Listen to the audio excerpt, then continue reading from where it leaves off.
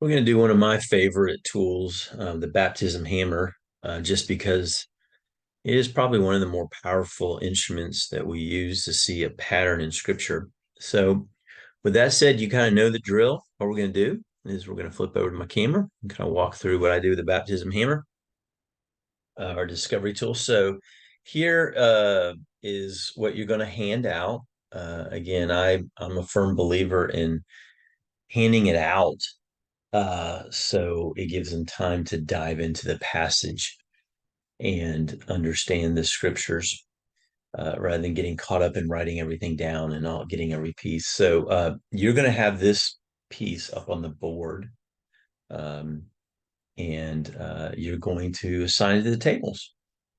It's just that simple. Again, this could take probably a good 15 minutes for them to walk through all these passages. And so you're going to give them 15 minutes to do that. We'll get back to these in just a moment.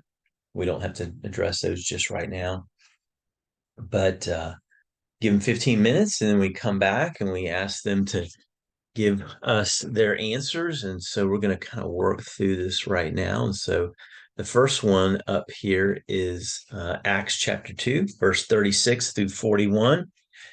Who was baptized? Um, was those who believed. And we actually get a number, if I remember correctly. We get the 3,000. Yeah. And when it appears to me it was that day, almost immediately. And who were the baptizers? We just don't know. It's unnamed. I would assume it was some of the disciples that had already been gathering at that time, but Luke doesn't name them. Acts 8:36 through 38. That one really clear. The eunuch, Ethiopian eunuch, when almost immediately, they were just down the road a little bit, and he notices some water, and we have to assume it was Philip. It was actually it was Philip that baptized him. And then Acts chapter 9, verses 10 through 18, we get the one more. Paul was baptized. Um, when? Pretty quickly. We'll put immediately within a very short period of time. And who? We really don't know. People go Ananias. Well, it doesn't say it. Just it's not there. And then the next one, we get in a little bit closer here so we can make sure we see this. And you guys can see that. There you go.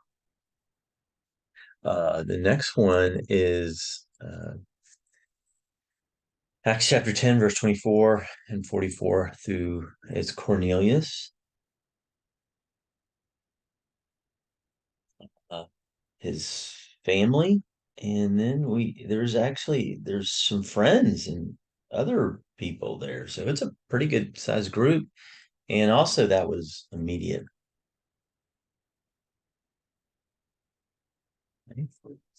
And we don't know. I assume it was Peter and his six buddies that came with him, but we just don't know. Um, Acts 16, 13 through 15, that's an easy one. That's Lydia and her household, which actually ended up becoming the church there in Philippi immediately.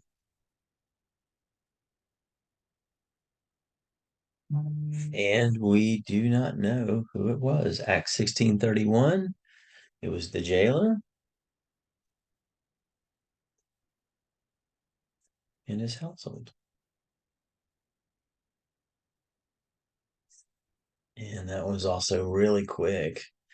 It was immediately. In fact, it happened so quick that Paul was already back in the prison by the early morning.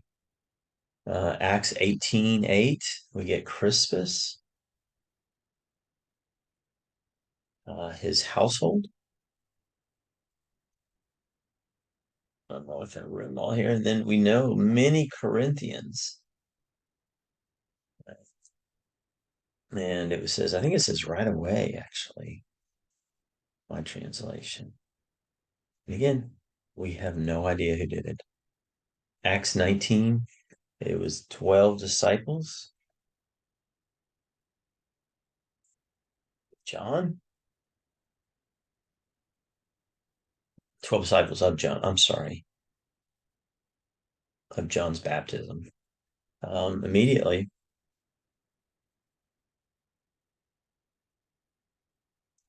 And we assume, I want to say Paul. I mean, I don't know. Didn't really record it. It's up for debate. So just as we move ourselves down this here, I do want to look at these other three passages in First Corinthians chapter 1, verse 13 and 17. Paul is handing off baptism. Paul is not baptizing in Corinth. So we see Paul quickly. You don't have to read these, just Paul quickly handing off baptism and authority there. John chapter 4, verses 1 through 2. Jesus is not baptizing. Not baptizing. And of course, Matthew 18, verses Jesus giving us authority to baptize. Authority, not the church.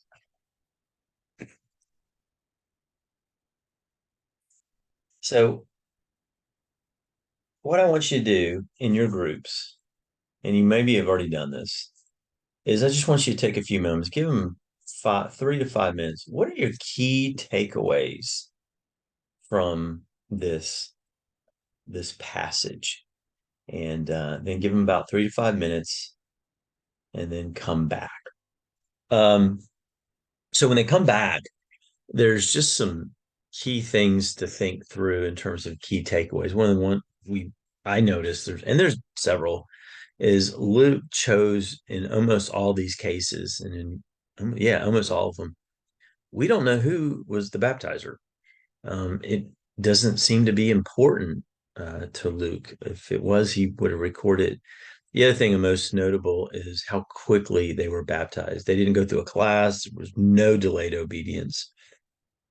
The one that maybe is a little edgy, the people that were being baptized were aware of their decision, meaning they weren't necessarily really, really, really young children. They were adults who were aware of their decision and knew exactly what they were doing. In many of the cases, there's no church yet. I mean, obviously they were starting churches, but there's no church present. They didn't need a church present to baptize some people. In a few of the cases, these people immediately went back to their sphere of influence, and those people ended up getting baptized. And this is one that we didn't mention. We probably could have put another category out here. Where they were baptized is never mentioned either. It's just assume it's in proximity to where they were. And so, and then we asked these two questions before or after. You can do this. How much of the Great Commission are you willing to obey? Are you willing to baptize? And how much, and here's another great question, how much are you willing to teach others to obey in terms of teaching them to do the Great Commission? So this is real simple passage or passages that make a very clear point about baptism in terms of who, when, the baptizer, and even where. There's a lot of implications. So that's the baptism hammer. If you have any questions, just email me or call me.